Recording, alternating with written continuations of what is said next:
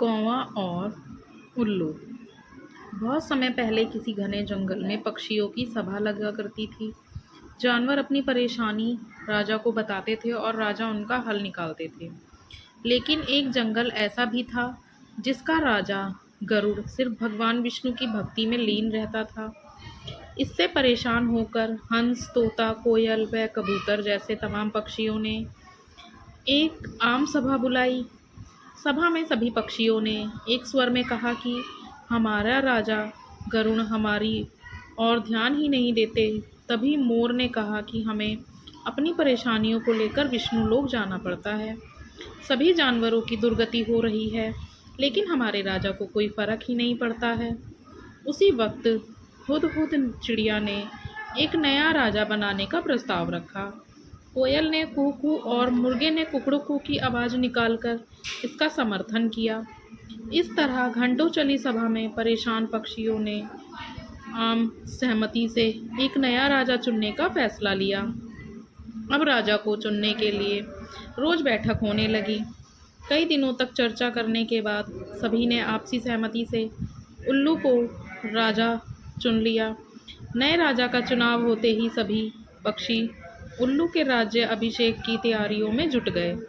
तमाम तीर्थ स्थलों से पवित्र जल मंगवाया गया और राजा के सिंहासन को मोतियों से जड़ने का कार्य तेजी से होने लगा। सारी तैयारियां होने के बाद उल्लू के राज्याभिषेक का दिन आया। मुकुट, माला, सब सामान तैयार था। तोते मंत्र पढ़ रहे थे। तभी दो तोतों ने राज्याभिषेक से पहले उल्लू से लक्ष्मी मंदिर जाकर पूजा करने को कहा। उल्लू फौरन तैयार हो गया और दोनों तोतों के साथ पूजा के लिए उड़ गया। उसी समय इतनी तैयारियां और सजावट देखकर कौवा आ गया और कौवे ने पूछा, अरे इतनी तैयारियां किस खुशी में? उत्सव क्यों मनाया जा रहा है? इस पर मोर ने कौवे से कहा, हमने जंगल का नया राजा चुना है। आज उनका राज्याभिषेक होना है। उसी के लिए ये सब सजावट की गई है। इतना सुनते ही गुस्से में लाल कौवे ने कहा, ये फैसला लेते समय मुझे क्यों नहीं बुलाया गया? मैं भी तो एक पक्षी हूँ। इस बात का जवाब तुरंत मोर ने देते हुए कहा, यह फैसला जंगली पक्षियों की सभा में लिया गया था। अब तुम तो बहुत दूर इंसानों के शहर और गांव में जाकर बस गए हो। गुस्से में काले कौवे ने पूछा, किसे तुमने राजा चुना? तो मोर ने बताया, उल्लू को। ये सुनते ही कौवा और गुस्सा हो गया। वो अपना सिर जोर जोर से पीटकर काँव काँव करने लगा। मोर ने पूछा, अरे क्या हुआ तुम्हें? कौवे ने कहा, तुम सब बहुत मूर्ख हो। उल्लू को राजा चुन लिया जो दिन भर सोता और जिसे सिर्फ रात में दिखाई देता। तुम अपनी परेशानी किसके पास लेकर जाओगे?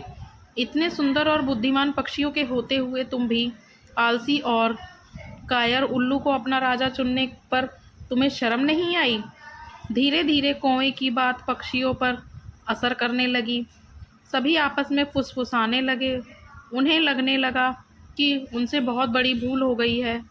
इस वजह से देखते ही देखते सभी पक्षी वहां से गायब हो गए।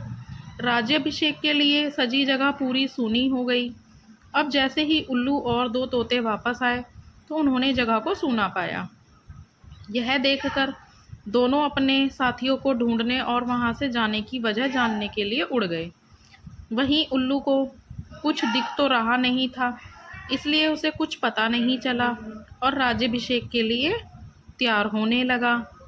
लेकिन चारों तरफ शांति होने पर उसे शक हुआ। उल्लू जोर से चिल्लाया, कहाँ गए सब? इतने में पेड़ पर बैठी उल्लू की दोस्त ने कहा, सब चले गए। अब नहीं होगा आपका राज्याभिषेक। आप नहीं बनेंगे जंगल के पक्षियों के राजा। इतना सुनते ही उल्लू ने चिल्लाकर पूछा, क्यों? ऐसा क्या हुआ? उल्लू की दोस्त ने बताया, एक कौवा आया और उसने सभी को पट्टी पढ़ाई। इसी वजह से सब यहाँ से चले गए। बस वही कौवा यहाँ पर है। ये सुनते ही उल्लू का राजा बनने का सपना चकनाचूर हो गया। दुखी उल्लू ने कौवे से कहा, तूने मेरे साथ ऐसा क्यों किया? लेकिन कौवे ने कोई जवाब नहीं दिया। इतने में उल्लू ने ऐलान कर दिया, आज से कौवा मेरा दुश्मन है। आज से सभी कौवे उल्लुओं के दुश्मन होंगे और ये दुश्मनी कभी ख़त्म नहीं होगी। इतना कहकर उल्लू उड़ गया। उल्लू की धमकी सुनकर कौवा बहुत परेशान हो गया और कुछ देर तक सोचने लगा। इस दौरान उसके मन में हुआ कि बेकार ही उसने उल्लू से दुश्मनी मोल ली। उसे काफ़ी पछतावा भी हुआ, लेकिन अब वो कुछ नहीं कर सकता था क्योंकि बात बिगड़ चुकी थी। इसी सोच में कौवा वहाँ से उड़ गया। तब से उल्लू और कौवे की दुश्मनी चलती आ रही है, इसलिए मौका मिलते ही उल्लू कौवे को मार देते हैं और कौवे उल्लुओं को। तो दोस्तों, हमें इस कहानी से यही शिक्षा मिलती है, दूसरों के मामलों में हस्तक्षेप करना भारी पड़ सकता है।